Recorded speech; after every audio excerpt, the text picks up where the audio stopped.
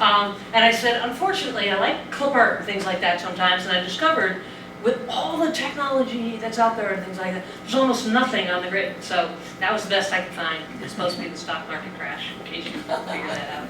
I was like, kind of lame, but it was the best that was out there. But when we think about the Great Depression, and I do this with my students, I always ask them to think about what they think, how would they describe it, what do they think it was?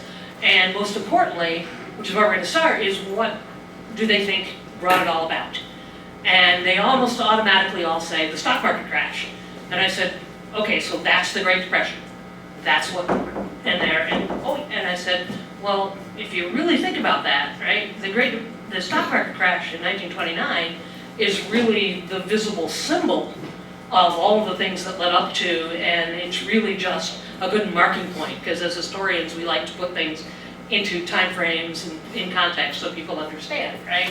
And so the stock market crash certainly is the very big visible symbol, but there are other visible symbols, and there are also so much that went into.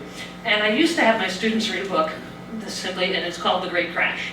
And I stopped having them read it for, you'll get the reason here in a moment.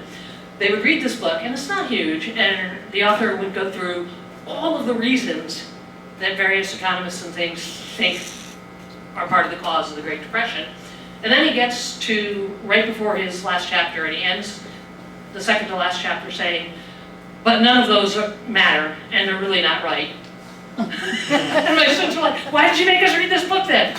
Because then he goes on to say, nobody can agree on what the actual, right, and we constantly are looking at it because trying to figure out what happened so that we could prevent another one, all of those kinds of.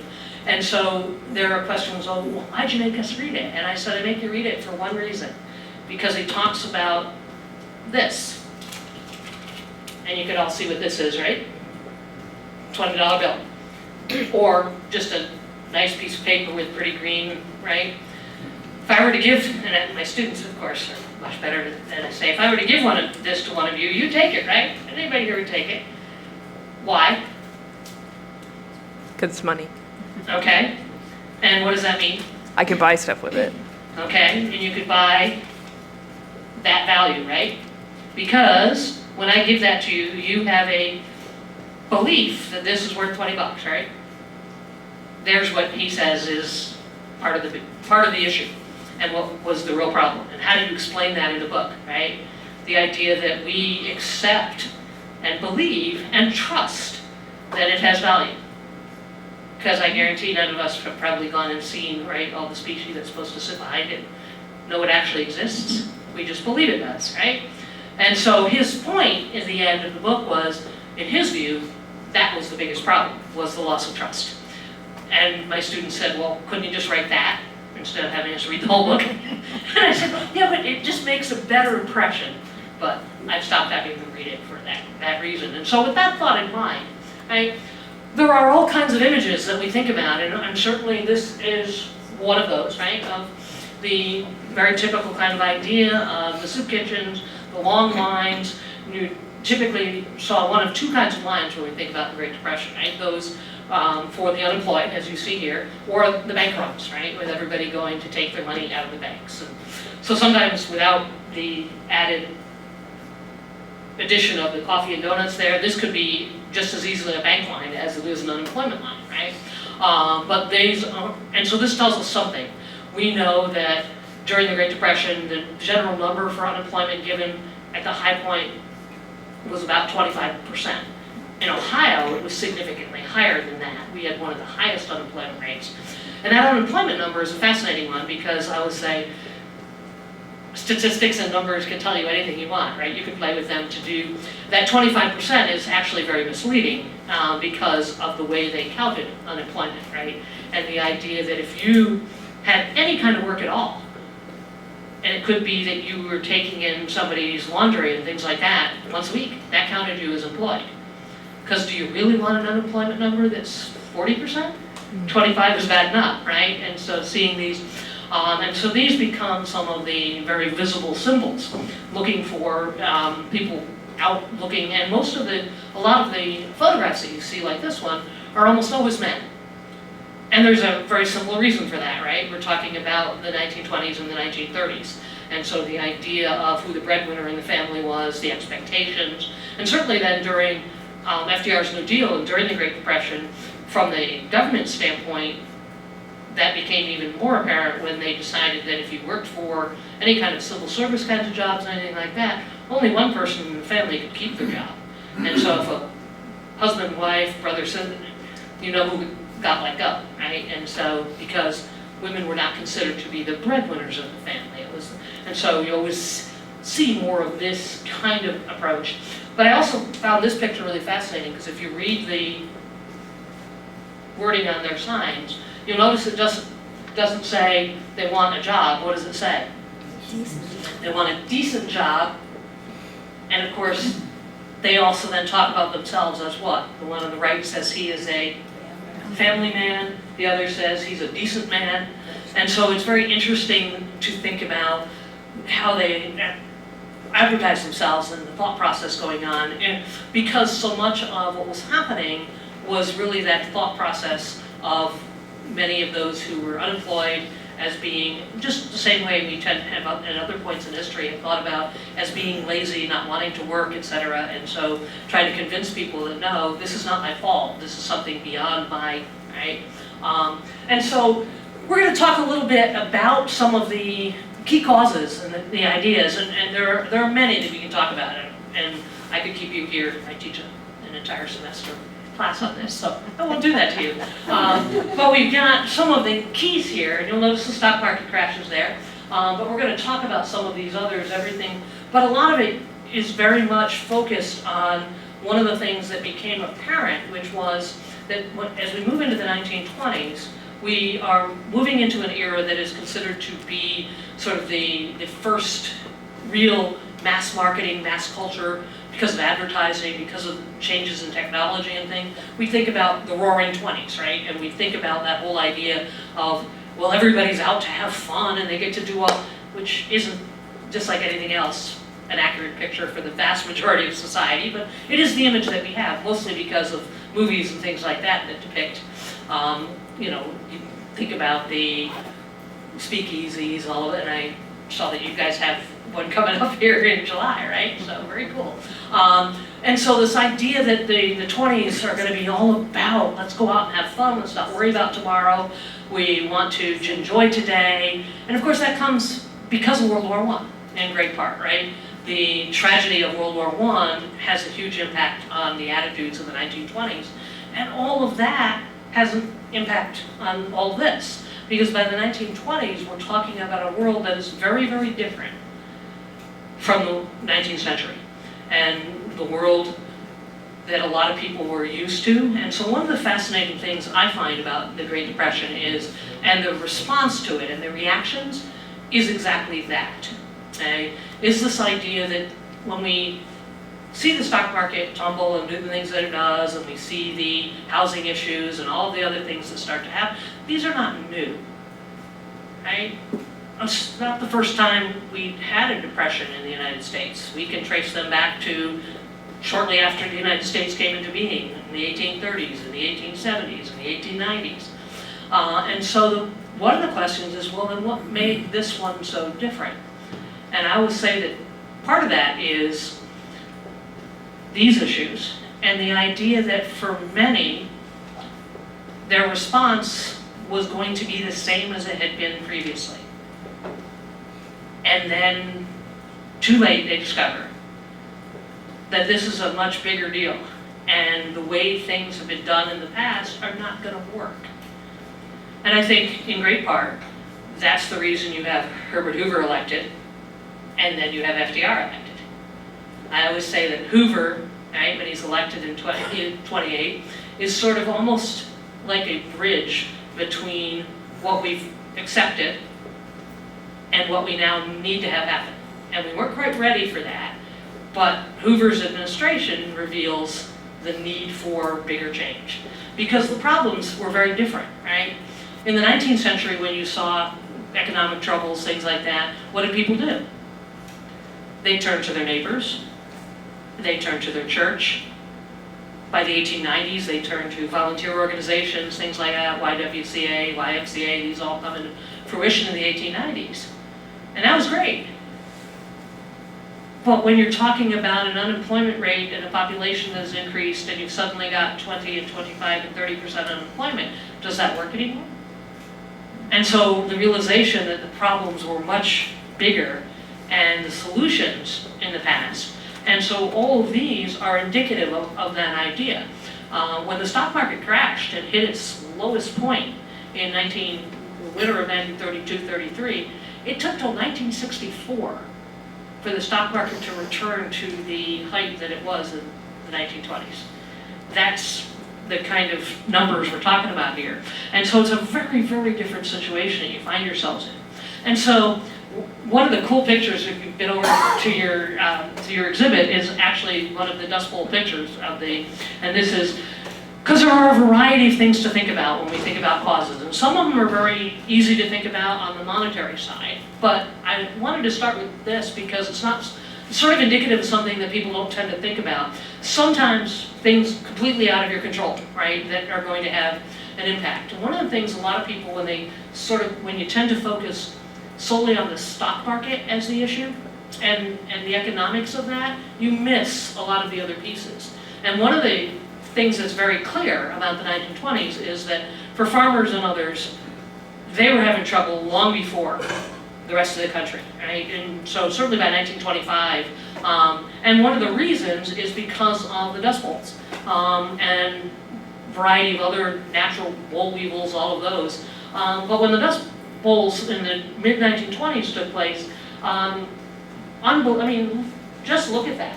That is not a cloud of rain, that's not fog, right? This is, and this is what it tended to look like in places afterwards. And so imagine the loss. And you immediately think about the individual farmers and their families and communities, but they're also producing food for the rest, right? And so this is the kind of thing that was happening. At the same time, and that we're talking about the flappers and the speakeasies and all the jazz music that we tend to associate, these are happening side by side, right? And yet those people, unless you were immediately affected out here in the Midwest and beyond, we're not really aware of all of this going on. As we often are, right? We're aware of what's in our own backyard, what affects us most, and not necessarily. But one of the realizations coming out of World War I into the 1920s because of the changes in the world was the realization that something that affects somebody that you think is hours or thousands of miles away now has an impact on you as well. And World War I certainly made that very clear in the aftermath, right, of the effect that we're becoming, at that point, a much more connected world. And so coming out of World War I, thinking about all the conditions of the Treaty of Versailles, right, the economic issues that are going to hit Germany, and the fact that, and you're thinking, well, that's Germany, way over, but Germany can't pay back, right, money that they're, and so suddenly you begin, and so this is the kind of thing that starts to happen.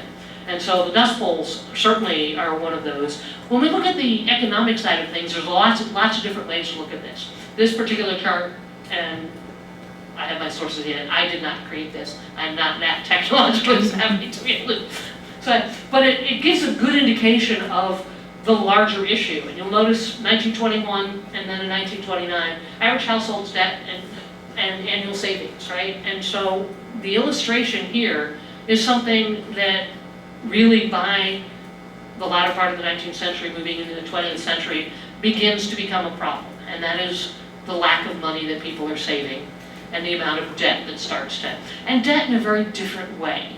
Because debt has always existed, right, in societies and things where people, but for the most part, prior to moving into the 20th century, when the vast majority of the American public still lived in more rural communities and not cities, who did you owe your debt to, right? It was to the local grocer, it was to your neighbor, it was a much more personal kind of thing. But as we move into consequence of the Industrial Revolution, right, and all of the things that are being produced, there's suddenly a whole lot more that you think you need, things to spend money on, to things that you cannot afford, but ooh, my neighbor has, and so I want, right? Beginning to see those kinds of ideas. Yes, sir? Average debt, I think there's a number at the bottom of the screen. I think there's a number underneath that average debt. Raise that up just a little bit. Now actually, it's not even on the regular. Oh, okay. I was doing it as an illustration more than Okay. anything, but yeah, it's I not. just wonder Yeah, I don't remember what it was, but I want to say, when I look at, it's 3 times what the, and so it's about 15,000 by that point. And so, but yeah, I apologize, I wasn't thinking that it wasn't showing. But the idea, but this notion, of course, right? And so that means, what are people doing? They're buying on credit, right? And for farmers, as an example, so you buy on credit, and you assume that you're going to pay it off when your crops come in, and then that happens. So then you're borrowing against another year and another year, right? And you suddenly see the issue. And of course, for the farmers, some of the equipment they need, it's not something that we're not talking about just luxury items. That's a whole different situation. But this is certainly part of the problem. And of course, one of the key things that people come to want to buy are going to be cars, because the automobile, right? With Henry Ford's inventions, the assembly line, what does it do to the price? Brings it down, makes it seem affordable. Still not really for most people, but by the 1920s, right? How many of you have read The Great Gatsby? Still something that I ask my students that. It's very depressing when they tell me they've never read it. But think about, it's a good example of the importance of the automobile, right? The centerpiece of it. And so the idea that we are becoming a society and not being able to pay it, right? And so, and to many the question was, well, is an automobile a luxury item or is it a necessity? And it would depend on the answer. But the automobile is front and center in a lot of this. And of course, it's not just the automobile industry, it's then all the ancillary industries that are developing around it as well. And so, you're thinking about people's inability to buy and to do things on credit. And of course, add to that then the issue with the banks. And this is a fascinating one, and I'm not going to get into huge economic lessons here, because it can a little, but just think about the idea of you're putting your money in the bank, and you go to get your money out, and they tell you it's not there. And you're like, excuse me? Where is it? It's not there. It's gone. And then you go and you tell your neighbor, and your neighbor tells your neighbor, and you begin to see what happens, right? And so that's how you end up with those massive bank lines that we see. And this gives you a good illustration. So in 1920, it's from 1925 to 1933, okay? We're looking at the number of bank failures. So in 1925, about 500 of them failed. That is a fair number. It sounds like a lot. But by 1933, 4,000. So in less than a decade, you can do the math and think about that, okay? And much of it is simply due to people's fear, right? That when they hear that somebody's money is gone, you're going to go run and try to get yours out. And of course, the difference to today is what? Because this is in the 1920s, what did not exist that we have today. The FDIC and a number of others. So you can see why the New Deal happens the way that it does, because it's going to be in great part an effort to prevent something like this from happening again. There were no regulations on a lot of these banks to say what they could do with the money that was there and how they used it and how they spent it. It didn't, just like today, it doesn't just sit in the bank waiting for it, right? And so that leads to, and of course, as a consequence, here's where you connect with my initial comment about trust. You trust that your money has value, right? And that the bank, and when the bank tells you your money is gone, is no longer there, where is your trust? Is it any great surprise that we hear all the stories from our relatives and things like that when people started to keep their money in their mattresses and in coffee cans and all? It took a long time for people to trust putting their money back in a bank, right? And that's no surprise. And so the idea that, and many of these banks were small, regional, they had the same kinds of, and so how they spent their money was very different from one bank to the next. But this is a huge part of the problem. And so not surprisingly, what's one of the very first things that FDR is going to do when he becomes president? He had many crises to deal with. And one of the very first is going to be the banks. Because the recognition in part of the importance of trust, building that back up, making people believe that the government was, as a whole, was not going to, the country wasn't going to go bankrupt, right? That we were solvent. And so FDR, as he begins to build the New Deal, very deliberately looks at particular issues, and there's a reason they happen in the order that they do to some degree. And this is one, with the bank holiday, this is one of the very first things. Because part of the goal, and if you think about FDR's fireside chats, right? One of his that's what it's about. People got to sit in their living rooms and listen to FDR say to them, I need you to do this for me. I need you to not go to the bank and take your money out. I need you to give us this chance to, we're gonna call this holiday. And if you think about it, just from a personal standpoint, practical from a people's standpoint, on one level, you think that would be the worst thing in the world to do, that you're gonna close the banks? Big holiday, that's first, when everybody is so scared that the banks are, but one of the things FDR does is basically say to everybody, but you can help with this, right? He puts it on, and it becomes sort of a running refrain through a lot of his administration, which is trying to get people to see that we're in this together, and that there's a role that everybody has to play, right? And I think that's an important part of what he is doing, but this is why. Because this is another major reason that we're going to see things happen.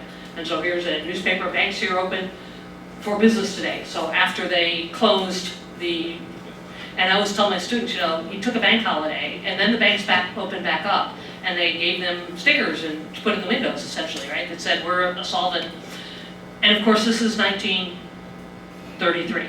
This is not 2024. Did those banks actually do anything in that day or two that they were closed? What really changed, right? You couldn't check on the computers and do all the things you could do today to fix everything. It was about trust. And the people had to trust when the banks opened back up that what FDR was saying was true. And yes, banks continued to, but the number of closures dropped dramatically, which is going to help to see things start to shift and change. But that's not until 1933.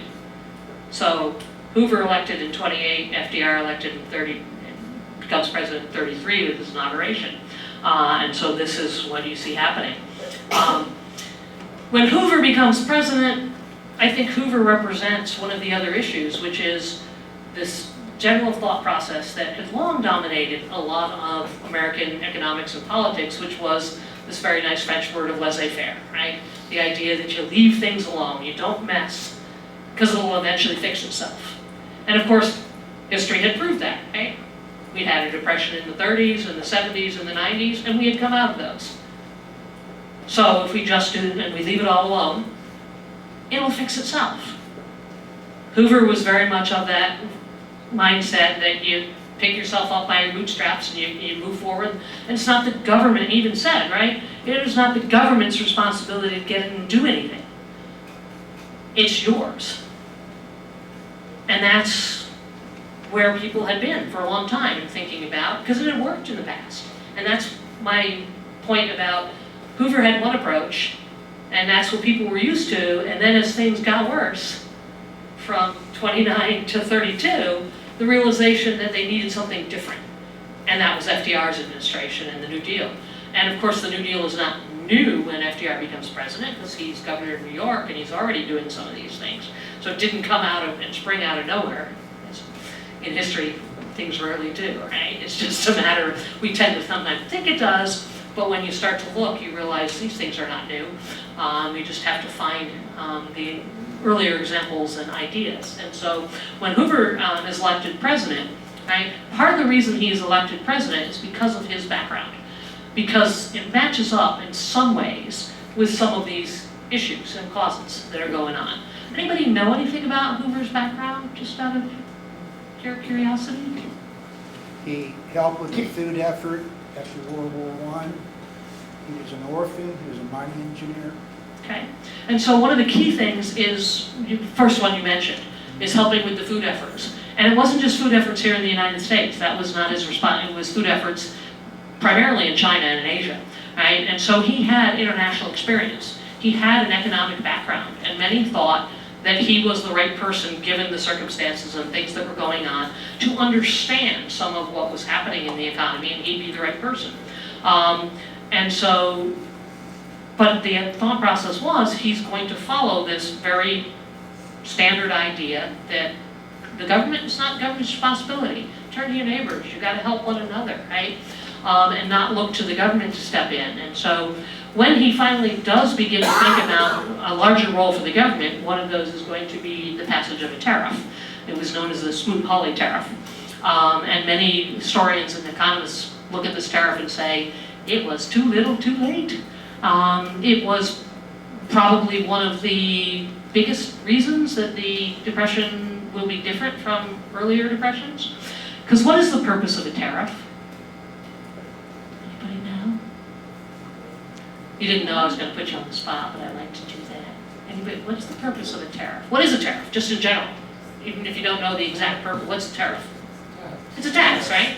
But it's a very specific kind of tax. In this case, what the tariff that was passed, tariffs have always been, again, historically, an issue. In almost every administration, tariffs either go up or go down, depending on the viewpoint of the administration, what's happening, because they deal with imports and exports. And so the idea of the Smoot-Hawley tariff was they were going to raise the tariff, right? Considerably. In fact, problem is they raised it too high. But the idea was to raise the tariff to protect American industries. Because the thought was that that would help protect, and we would sell our products and we wouldn't see continuing decline in prices, etc. Of course, there's a couple problems with that if you raise it too high. Means the rest of the world, right, is affected by in less than positive ways most of the time, and they then will refuse to sell products to the United States. They'll also refuse to buy ours, etc. And so you can begin to think about the cycle again that gets created. And so this is one of the reasons why the Depression in the 1930s is so very different from previous. This was thought a good response. This will help. It'll protect America. And the thought process is, but it didn't match up with how the world had changed. And so it makes the situation worse. And depending on which economist and which historian you read, some will say this was the worst thing that could have happened. Others will say, well, maybe that's overstating it, but there's no doubt that this did not help.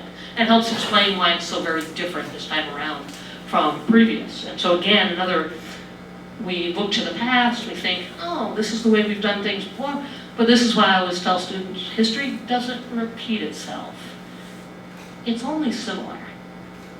Because the circumstances, the people involved, etc., are different. And sometimes we make the mistake of thinking that we can do the exact same, and it doesn't work the same way. And it certainly didn't in this particular case. And so what you end up with as a consequence, of course, is the continued loss of jobs, continued loss of homes, and one of the visible symbols of the way people viewed Herbert Hoover was the creation of Hoovervilles. And this is one from Circleville there in Ohio, right? Because, right or wrong, certainly Hoover didn't do all of this by himself, right? He has an administration, the president never does, but to the people who's responsible for their troubles. It would be Herbert Hoover, and so the creation of Hoovervilles, right, where people lived in cardboard boxes and they lived under bridges and they did all, and this, Hoover was to blame. But we know today, of course, that Hoover is simply the one who becomes president when all of the stock market crashed in '29, but all of these other things. So banks were failing, people were overspending, people were not saving. When you buy and you build industry based on luxury goods and not necessities, particularly in a time like early on, right? how easy is it to predict when people will buy a luxury item? Whereas, people need toilet paper every week, right? You can build a model on that, and so when you start to think about an automobile and others as luxury, you can't predict. And so one of our problems was, of course, overproduction and underconsumption, which does what to your prices? And then to people's wages, and their ability to buy, and their ability to save, right? And so all of this is going on long before Hoover becomes president, and the stock market didn't just suddenly die in 1929. It took a number of drops long before October of 1929, starting as early as 1924, 1925, 1927, and twice in 1929, before the big drop. And of course, you don't have to be an expert in the stock market today if you just listen, it does it all the time, right? It responds to what's happening in the world. And so by 1923, 24, and 25, when the rest of the world is in a depression, are we responding to that? Is ours? Absolutely. So what do you do? Well, one of the most fascinating responses to one of the drops was to call a meeting of some of the most wealthy people in America, who are all investing in the stock market, right? And for most people, and then this may not be as true today, but certainly in the 19-teens and 1920s, did the vast majority of people understand the stock market? Of course not. Did the vast majority of people have the money they should be investing in the stock market? Of course not. Whose advice were they following when they invested in the stock market? People like Vanderbilt and Rockefeller, the people who could actually afford to do that. Because who else are you going to look to, right? And so that's great for them, but not so great for everybody else. So you invite a group of these individuals to come to New York to a meeting to which no press are allowed to come. And you tell everybody that this is going to be about fixing the stock market. So they meet for a day, and if the stock market responds to positive action, what do you think the stock market did? Responded positively, which made it look like everything. And so, variety of responses taken, not really understanding, and the American public, for the most part, not really understanding this wasn't actually fixing a problem. It's very typical of us booting the problem down the road, right? And so the stock market crash in 29 is not the first. There were signs all along, and this is what most, and so we begin to put all of these pieces together. And most people were buying on the stock market what they called buying on margin, right? So you put up 10% of what the stock costs, assuming that you're going to make money and be able to pay it back. Same kind of cycle the farmers found themselves in, and it suddenly happens, right? And so you can see, and so this is your end results. But Hoover was elected on the thought that he would be the right person to, and so one of his responses was tariff, and the other was the creation of what was known as the Reconstruction Finance Corporation. Big, massive idea, but the simple premise behind the Reconstruction Finance Corporation was that if you put money into big business, it would eventually trickle down to everybody else, right? And the premise of that is not a bad idea. But again, in 1930 and 31, when people are living like this and don't know where their next meal is coming from, are they going to be able to keep their family together? Can they afford to wait for it to trickle down to them? Too little, too late, right? And so Hoover's administration, some of the things that they were doing were either making the problem worse or not enough. Hence, most would argue why we see FDR elected in 32 as a very different change that would not have been possible in 28 because we were still looking to very similar kinds of things that had been done in the past. Now, Hoover is, we've got, yes, Wilson, Democrat in the teens, but who becomes president in 1920? Harding. And then who replaces him? Cool. And then Hoover. So we have three Republican, right? And the whole laissez-faire. I was watching people's faces as they're going, hard. Coolidge is always the one that people have a great difficulty remembering, and FDR then is the big change. Wages, of course, not keeping up with inflation, just meant the whole idea that supply and demand are going to be totally, and that was both in this country and internationally, and so that interconnected this idea. And so profits going up for some, but not for most. And so, and again, that's going to be then indicative of the Great Depression itself. My students always tend to think that everybody lost everything in the Great Depression, and nobody, which of course is not true. There are people who are going to be just fine. There are people that make money, and lots and lots of people who are, which is, you can't make those kinds of assumptions about things, though we tend to. And then of course the stock market. And again, you'll notice this is 1925 to 33, illustrating what I was just talking about. So you can see where we are in 1929, the high point, and its lowest point comes in the winter of 32, 33, right after the election, when Hoover is not reelected and FDR, and administrations have some conversation. And of course, Hoover wants FDR to jump on board and start to do some things with him, and FDR basically says, no. And people look at that and say, well, why wouldn't he want to help? But it's about politics in part, because he's the new president, right? He wants to come in, if he helps Hoover before he's actually inaugurated, and something works, who's going to get credit for it? And if he does something and it doesn't work, and he's inaugurated, who's going to get blamed? And then he's lost all his momentum, right? Just to start off with and FDR's approach to everything was always much more the idea that, and he even said, I would prefer to do something and have it fail than to not do anything at all. And to some people that became, well, he doesn't really have a plan, he's just trying things out, which wasn't actually the idea. His better analogy, I always thought, was his analogy about thinking like a football game. He said, when you send in the plays to the quarterback, if he throws a pass and it's caught, there's one plan. If he throws the pass and it's not, there's another plan, right? And so if you think about it that way, because you don't necessarily know how these things, if they had learned nothing else from watching what had been happening, things were not responding the way they had necessarily in the past, right? And so Hoover and Roosevelt are the two individuals we most think about here. And so Hoover had one approach, Roosevelt coming in after having been governor of New York, where some of the individuals that he's going to bring into his administration, he worked with in New York. And so some of these programs he was already implementing and had already seen some successes. So they didn't come out of nowhere, as often people tend to think about them and see them portrayed that way.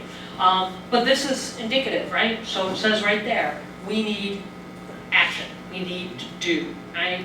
And if you think about some of FDR's early speeches, they're all aimed at action, but not action solely by the government. He makes a point in many of the things that he says to the American public and others in his administration about the need for everybody.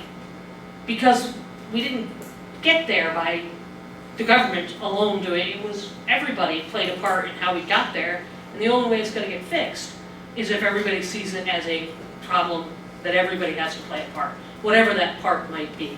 And that's going to govern a lot of what FDR is going to think about in his administration. This is an illustration of the unemployment numbers. So you can see 1929 at the beginning, right? We're at about 3%. 1933, that was the high point when they estimated it at just over 25%. And by 1939, you'll notice it's still close to 17%. And this is why you'll get some people who say, well, the only thing that cures the depression is war. Because the unemployment numbers won't get fixed until we are involved in the Second World War. That's an like anything else, right? That's an oversimplification. But that's why we hear that all the time, is that if you're only looking at that one figure as your illustration of what's happening, and certainly it's an important one. But as I said, not an accurate portrayal. And Ohio's numbers, he said when it was 25% for the country, Ohio stood at about 37% And so significantly higher, and certainly in different parts of Ohio it was. And this particular part of Ohio sat in 1933 at 37.5% was the number that they were reporting in the papers at the time. So FDR's response to all of this, of course, is what we call the alphabet soup agencies, because that's how we refer to them. And I can say this, that my true introduction to really understanding the Great Depression came when I was in grad school, and I had Dr. Laura, who was sitting over here on the far side, in class, and got to listen. And one of the handouts he gave us in one of my very first classes was a multi-page Xeroxed with all the alphabet soup agencies listed, which I have kept and revamped and used because it was a great illustration of the difference in response, right? And so everything from, as I always tell my students, the original AAA, not the AAA they think of today, right? The Agricultural Adjustment Act. We see the FDIC, one of FDR's favorite programs, the Civilian Conservation Corps, the NRA, the National Recovery Act, or what was newspapers often called it, the National Runaround Act. And so all of these various agencies and ideas are set up. And some of them are part of his first New Deal, some of them are part of his second, but they're all designed to address all of these causes that brought about the Great Depression, and trying to think about how do we look at unemployment, how do we look at housing, how do we look at the banks, and some of these are going to find themselves sometimes at cross purposes, because one of the very key things that FDR's administration, he and his advisors are going to have to think about is, how do you solve the short-term problems, the most immediate, and the long-term? And sometimes what will work for the short-term is not going to work for the long-term, and vice versa. And so some of these efforts are going to get taken all the way to the Supreme Court and challenged for their constitutionality. For example, the first AAA seen challenged for being unconstitutional, a variety of others, and part of it was also, in some people's view, that the government was now stepping too far into a world that was considered more the private world and not, right? So going back to that, this is the way things, and now the government is, and so not surprisingly, FDR will have his critics as well. And they're a fascinating group, they save for another lecture. But I love looking at, in particular, there are a couple, Huey Long from Louisiana is one of them, and Father Coughlin, the radio, and he, truly a not very nice human being, was, for a variety of reasons, was one of FDR's critics. But a lot of it was because of, for some people, they thought was that we went from here to here, right, a pendulum swing, and as often, and that we were moving into communist and socialist territory, and lots of charges of that kind of idea in the response. But it was response to all of the things that we have suggested. The Tennessee Valley Authority was one of those, right, that was challenged for its constitutionality, brought electricity to all of this region of the country, but many of them not having any of that, indoor plumbing, etc., prior to the 1930s. It was not declared unconstitutional, it was challenged, but the ultimate decision, and so the Tennessee Valley Authority still exists today. It exists as a private entity, but it does still exist today, as many of these things. You can think about the legacies of this time period. I just put this up here because it directly affects, because it's about this very building and some of the things they were doing. So 1933 and 1935, these two programs were created, Public Works and the Works Projects Administration. So in summer '36, it says a handful of WPA workers were busy on the second floor of Memorial Hall. Here in line. 5 men, 1 woman started work Friday on the task of indexing and cataloging records and historic exhibits at the Allen County Historical and Archaeological Society headquarters on the west side of the second floor of Memorial Hall. After a record is made of each and every exhibit together with the name of the donor, the WPA employees will start work on repairing old books and newspapers which were prior binding. All the antiques will then be cleaned and placed in order. And so you look at that and you say, okay, but this was illustrative of the kinds of programs that FDR's administration, that some people looked at and said these were make-work kinds of projects, that we were wasting money on things that weren't necessary, but it was indicative of Roosevelt's approach to the idea that said, do you give people, just give them money, or do you need to give them a job? And his view was that you accomplish a great deal more if you are not just giving them a handout, but you're actually giving them work. Because part of the issue of the Great Depression, right, you've all seen the stories about the hobos on the trains and things like the number of men who left their families to go find work, and some who never came back because they felt like with the loss of their job, what had happened? They'd lost their role in the family. And so you give them money, is that giving them back their self-esteem, right? And so these were programs indicative and lots of really interesting things done under the PWA, WPA kinds of projects. And this is just one example of them. The Federal Writers Project, huge project.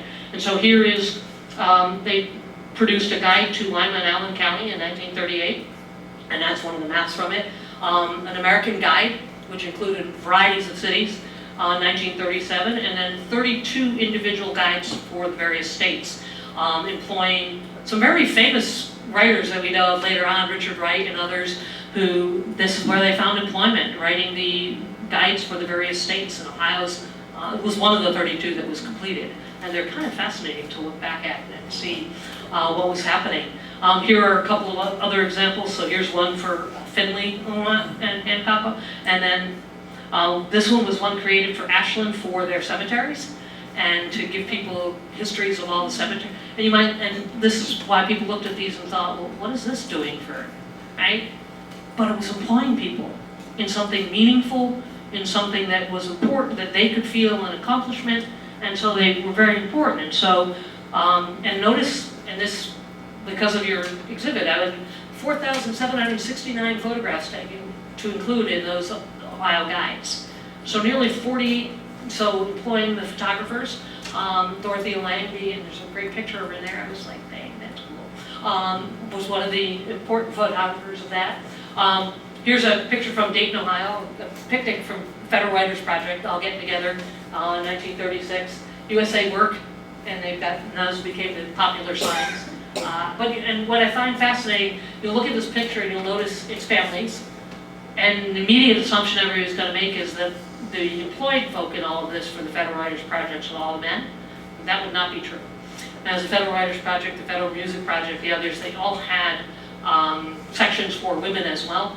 And a lot of that, obviously, was Eleanor, not solely, but Eleanor's influence on some of this. This is one of my favorite ones right here, that's why I put it in there. So it's a sanitary privy. So they put together projects and money so that privies could be built. And so this was done in Zanesville, Ohio. And so people could pool their resources and put in an application, and they would put in one in a neighborhood so that people would have access to. And so this was a WPA project as well. This is an interesting piece that came out of the Ohio State University. I have to say that. And it says a statement of objectives of the NYA Student Work Program, and the program that was set up sort of like the CCC, but for different indoor kinds of projects and things. So this one was one that was done at Ohio State where they laid, and what's interesting is, contrary to people's thought, that these were all just reactions to, they were very organized. This lays out all the purposes behind the program, the intent behind it, and it makes it very clear that the intent was to address more than just an unemployment number. It was to address how people viewed their work and their responsibilities, etc. And so, interesting piece. And then another good example, because these are all over, was the creation of murals inside post offices. And again, the idea that this was not something that people would look at immediately. So this one is from Yellow Springs, Ohio, and you can see 25 different post offices in the second part of FDR's administration. And a lot of the artwork was designed to highlight the history of the region and things that made them important. And so, again, the thought that it would be something that people could feel connected to and it was important to them. But, as I mentioned, FDR certainly had his critics. And so, while he did lots of things to address many of these problems in the Great Depression, this is one of my favorite illustrations of one of his more interesting issues was when FDR decided that he wanted to well, we'll say stack the court, or stuff the Supreme Court, increase the number of justices on the Supreme Court. So once again, these are not new things, right? Let me hear this. Because of course, what most people don't realize is the number of Supreme Court justices is not set in the Constitution, contrary to what you sometimes hear on the news and in the papers, right? And so the ability, and the number of Supreme Court justices has not always been the same. And so FDR's idea was that he wanted to, and of course, this is where that idea that, well, FDR is going to be able to control then not just the executive branch, but the judicial branch, right? And so many were not thrilled with this particular idea, and it did not come to fruition. And it did lead to lots of increased criticism of FDR, but everybody assumed that he wanted to do it simply to make sure that his legislation didn't end up being declared unconstitutional. If you actually look at the history, you know that that was unnecessary, and given the ages of some of the justices and what happened, he didn't need to stuff the court. He was going to be able, and did replace most of them anyway. And so it's a fascinating thing to think about, and I always say to my students that I think part of the reason about this larger picture, right? FDR comes in looking to try a whole variety of things, right? Has plans. He's elected, going to be elected in for a second term. And this is really, in some ways, a test of what can I get away with? How far can I go before they're going to say no? And this one was clearly a, no, this is not happening. And by 1937, it's also not as necessary as it was in 1932 in the heart of the Great Depression. Right? The Great Depression, depending on what issue you're looking at and things, right, lasts certainly into World War II. Right? And so, but the problems are different in his first administration versus the second. Because the problems in the first are much more dire, right, than they are by 1937 for many. Because things have started to change and work. If they hadn't, we would not have elected him in 1936 again, right? Just as we didn't re-elect Hoover. And so the overall point to all of this is simply to recognize that the Great Depression and how it came about is so much more than just the stock market and just that single feature. And as a consequence, it helps explain the New Deal and the variety of responses that FDR's administration is going to make because there were a variety of problems. And one solution wasn't going to fix it all. And so we see people being employed in variety, and the photography and things is just one of those examples. And so you have this great exhibit here that illustrates all of that. And so this is where I'm going to end, and I would be happy to take any questions that anybody has. If I don't know the answer, I'll make up one.